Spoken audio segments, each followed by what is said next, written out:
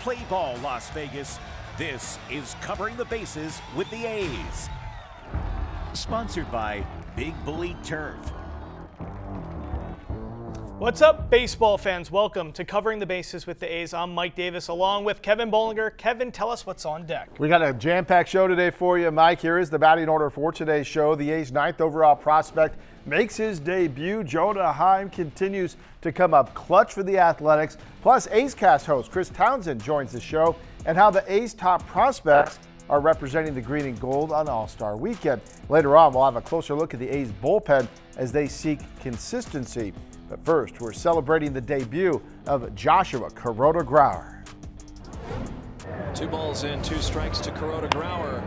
Looped into right, it's dropping down. A base hit coming home, Muncie.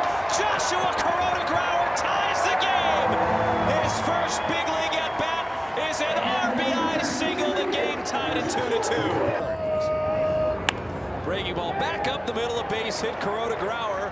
Alika cuts the bag at second, will stay put there. Busted bat, fly ball, shallow center, sinking fast, and it drops down for a third hit. Kuroda-Grauer is going to push for second base, diving into second, he's safe. What a debut. Joshua Kuroda-Grauer, the A's 9th overall prospect, delivers 3 hits in his MLB debut, notching an RBI single in his very first at-bat. Now let's take a closer look at the stats. 4 at-bats, 3 hits, including a double, plus an RBI and 1 run. Here was JKG and manager Mark Leiter after the debut.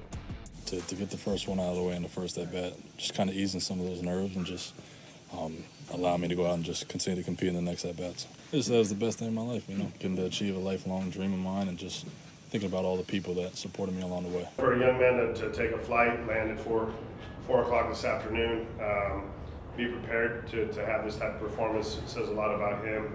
Slow heartbeat. Obviously, he's prepared for this moment his whole life, and to go out and throw out 3 hits, on his debut, it's pretty special. So how did the JKG get the call-up? The injuries, they're piling up for the A's. Another young bat and glove was needed as Tyler Soderstrom, Jacob Wilson, Zach Geloff, and Brent Rooker all on the 10-day IL, and Denzel Clark is still on the 60-day IL. Yeah, so Kevin, a debut fit for a little league dreamer. What did you see from JKG in his debut, and how impressed were you with him? Yeah, certainly impressive, and you heard Mark Leiter say that he didn't arrive until 4 o'clock in Sacramento. He had no idea he was going to even be in the starting lineup until he got to the ballpark and saw his name up on the board and said, all right, here we go. And then he puts up an MLB debut to remember. At spring training, he was on the 40-man roster. There was some buzz when we were in Arizona with him within the organization. He started in Double-A, played so well there, he earned the call-up to Las Vegas, and he certainly did enough with the Aviators that the A's were comfortable enough bringing him in when those injuries started to pile up. JKG likely going to bounce back down to Vegas when the roster gets healthy, unless, of course, he gives them a reason not to make the move, and more nights like that will certainly do that. Let's see what will happen, but let's shift now to Mr. Clutch himself, Jonah Heim. 1 out to play with. 1-0 ground ball. Throw for a base hit. Bolte waved home. Heim Time Television ties the game here in San Francisco. I feel like I'm saying it each and every week, but I'm going to say it again. Hit him with the Heim. The Heim heroics continued last week against the San Francisco Giants with yet another game-saving hit in the 9th. A 2-out single ties the game and sparks a comeback win. Here's Mark Leiter on his clutch hitter. For Jonah, this is a guy that has been in those big moments, right? Played in the World Series, obviously. That factors into taking it at bat in that moment and understanding the way to slow the game down, it's been big for us to have him here.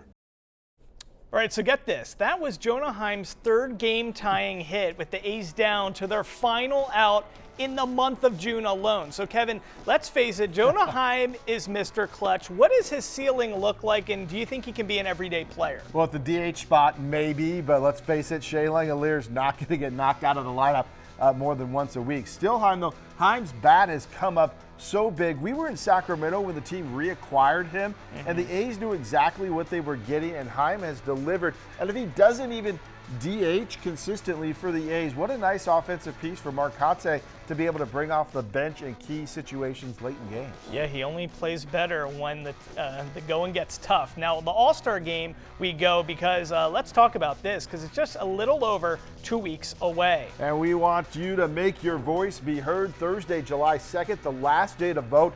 So vote to see your favorite athletics to play in the 2026 MLB All-Star game. Shea Langoliers has 66% of the vote for the AL catcher, and deservedly so. Shea has a good chance to be a starter, while Nick Kurtz still has a chance to be a reserve at first base. If you'd like to vote, just go to MLB.com/all-star/ballot. All right, coming up on deck, the host of A's Cast is joining the party. Chris Townsend will tell us how the A's can get back on track. And the All-Star game is right around the corner. That means the 2026 All-Star Futures game is also going down. Mariah will show us how the A's farm system is representing.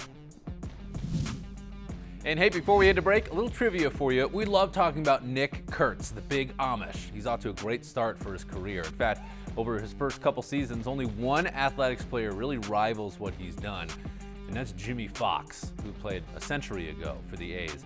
Jimmy was a strong kid. What did his teammates say about how strong he was? Did they say Jimmy once lifted an entire car? He could never wear sleeves because he'd bust out of a regular uniform? He won multiple bodybuilding competitions? Or did they say he had muscles in his hair? Find out after the break.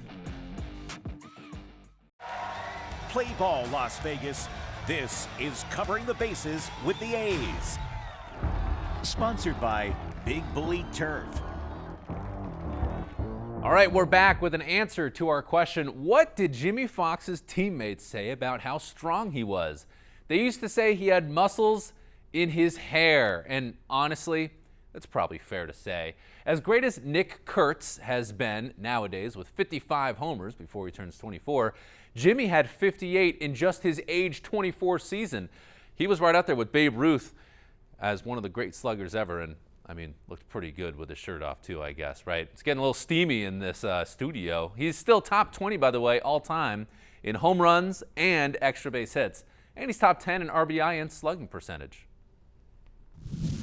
All right, so now we are joined by the host of A's Cast, Chris Townsend, one of my favorite people to talk to. Chris, good to see you, man. Let's start with this. How did the A's get back on track? They haven't won a series since their time in Vegas.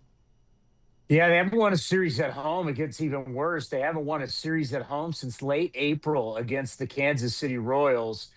And, you know, you look at a situation for the Athletics, the home ERA is the worst in all of baseball, but it's the fifth best when they go on the road. So when they go on the road, they actually pitch really well.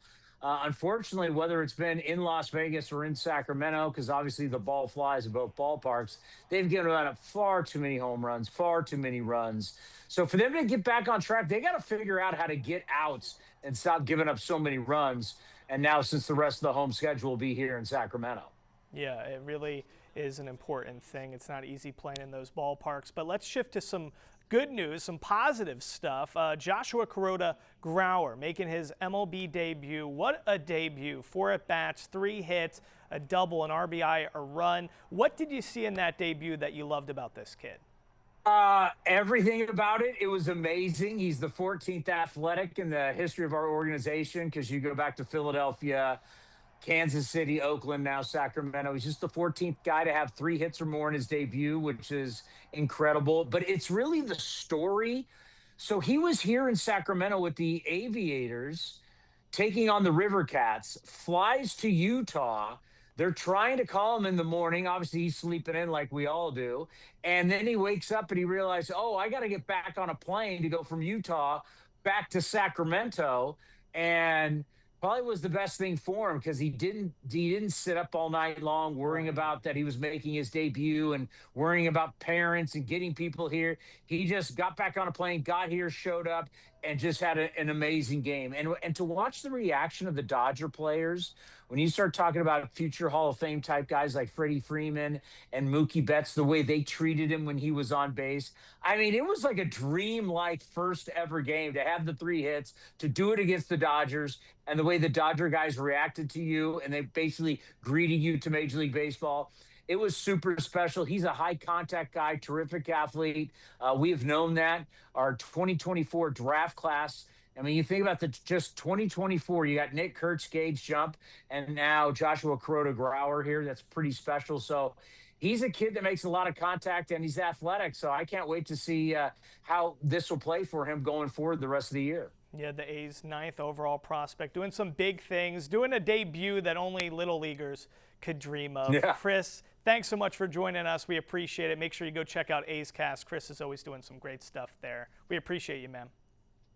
Thank you. Anytime. The future of the Athletics is headed to Philadelphia. Major League Baseball announced the rosters for the 2026 All-Star Futures game, and the A's will be well represented with 2 of the top prospects in all of baseball. Shortstop Leo DeVries and left-handed pitcher Jamie Arnold have both earned spots on the American League roster, a well-deserved honor for 2 players who have been driving the Midland Rockhounds this season. DeVries' MLB pipeline number 2 overall prospect has been a dynamic force at AA. The 19-year-old switch hitter continues to show why he's considered a franchise cornerstone, flashing elite plate discipline, power from both sides of the plate, and the athleticism to impact the game in every facet, from playing all around the infield to being a serious threat on the base path. El Mutante is the only player at AA with over 9 homers and over 25 steals this season. His recent hot stretch has only strengthened the belief that his big league debut may not be too far away. And on the mound, Jamie Arnold has been just as impressive. The 2025 11th overall pick has made a seamless transition to professional baseball, using his deceptive delivery and swing and a miss stuff to dominate Texas League hitters. He's coming off another strong outing in which he led Midland's 1-hit shutout, continuing to build the resume of one of the top young left-handed pitchers in the minors, with 73 strikeouts in 70 innings and a whip of 1.59. For an athletics organization built around its next wave of talent, the Futures game will provide a national stage for 2 players who look every bit like foundational pieces of the franchise's future. All right, coming up, the A's are seeking consistency from their bullpen. When we return, Kevin's going to give us a closer look. That's next.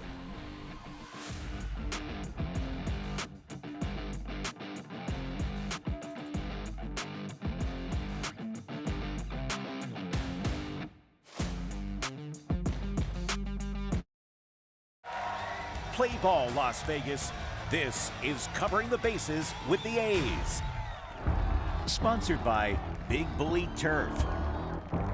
Our green and gold countdown of the greatest athletics players ever continues. Tonight we got a couple of outfielders whose primes came a little later than most. As the Athletics super team of the early 30s was winding down and owner-manager Connie Mack had to sell off most of the pieces of his championship team, a star outfielder was just getting his career started.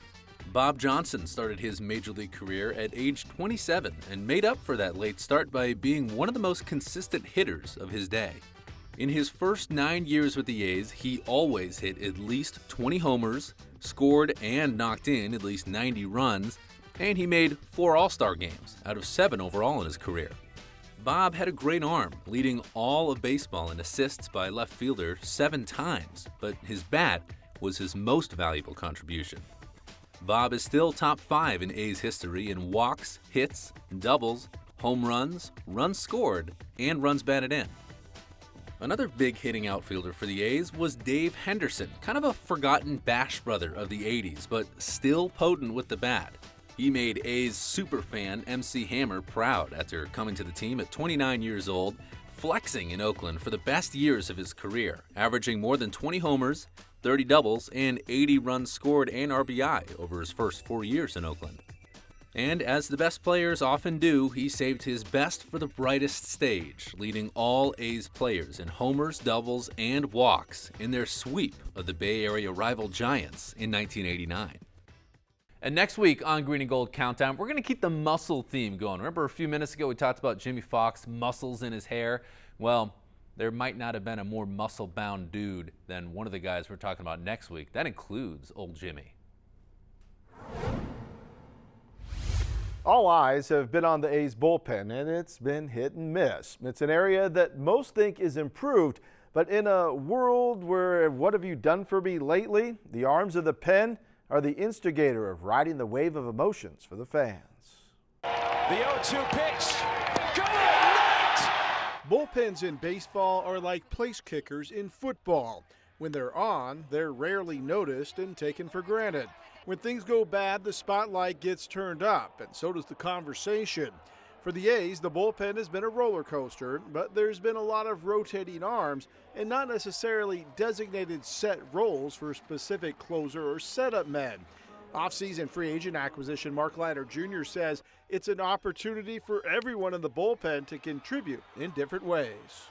It's a 162-game season, so it's easy to look at small little bumps in the road here, but overall I think like guys have performed in all different aspects. I don't know the numbers of how many different guys have gotten save opportunities, but feels like a lot of guys. So you know, just the opportunity that everybody's getting to pitch in every different role and just kind of being ready for everything. 3-1 pitch, line drive, caught by Alika. For the record, there have been 8 different A's pitchers who have had save opportunities so far this season, and there have been a lot of opportunities. The Athletics are near the top of the list for the most one-run games in baseball this season, which magnifies the bullpen even more. During the big losing streak last May, the bullpen took some heat, but the turnaround started in the second half of the year. Last year, Kevin, the bullpen from the middle of June on was the first or second rated bullpen in all of Major League Baseball. Before that, it wasn't good. So they've taken a big step forward. They're continuing it this year. They've had a couple of fits and starts at the bullpen, but for the most part, it's been great. The numbers for ERA and WHIP are actually a little higher this year, but there seems to be a lot more confidence in the 2026 bullpen and the potential to get the job done. Catcher Shea Langoliers has had a front row seat for all of the ups and downs. Building off of the second half of last year, how we operated, how we played, how we pitched, just kind of taking that momentum into this year and just kind of, you know, like at the end of the day, it's like we show up to the yard, we play 9 innings, and then you go home. So it's like you leave everything on the field for those 9 innings, you go home, you reset, do it again the next day. The bullpen pitchers give Langoliers a lot of comfort having a catcher that they know and trust. Shea's great. I mean, he's got to be the best catcher in baseball. So, you know, to have him back there, you know, navigating the game with you is always helpful. Bottom line, if the A's want to stay in contention for the postseason, the bullpen is going to have to play a huge role. If they can pitch like they did in the second half of last year, the green and gold will have a great shot. All right, coming up, the Marlins are red hot, winning 8 of the last 10. How the A's can get a series win. That's next.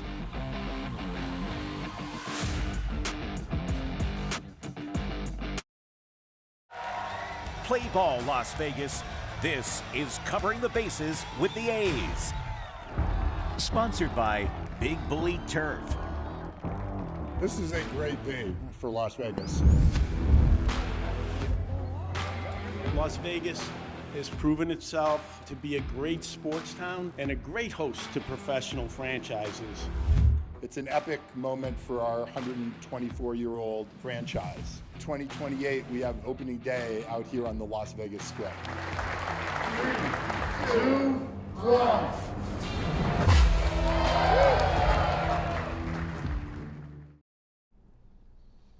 All right, now you have A's fans get priority access to purchase season tickets in Las Vegas for just $19.01.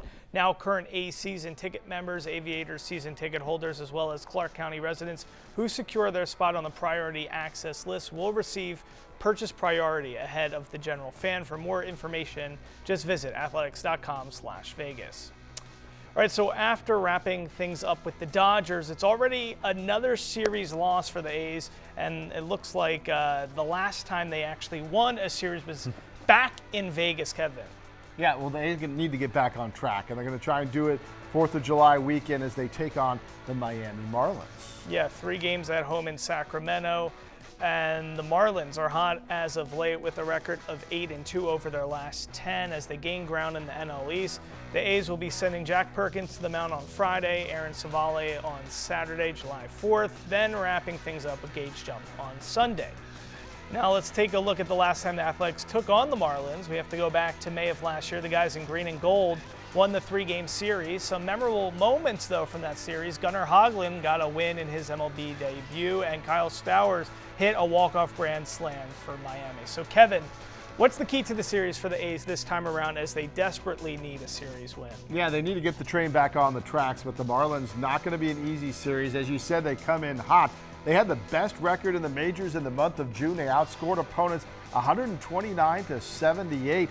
And what they get is consistency, especially on the offensive side, just kind of pecking away. The Marlins 7th in batting average, but they're 25th in home runs, so they don't go deep. They just put together good, long offensive innings, and that can tax an opposing team's pitching staff. So the A's are going to want to have to throw first pitch strikes, stay ahead in counts, try and keep those long innings to a minimum so they don't have to go to the bullpen early. And offensively, well, it's time for some of the young guns to start shining and get this thing rolling 1 through 9 in the batting order. All right, let's see if they can get it done this weekend at home versus the Marlins. That is a wrap for this edition of Covering the Bases with the A's. For Mike Davis and the rest of our team here, I'm Kevin Bowles. Thanks for joining us. We'll see you next time here. Until then, be good and go A's.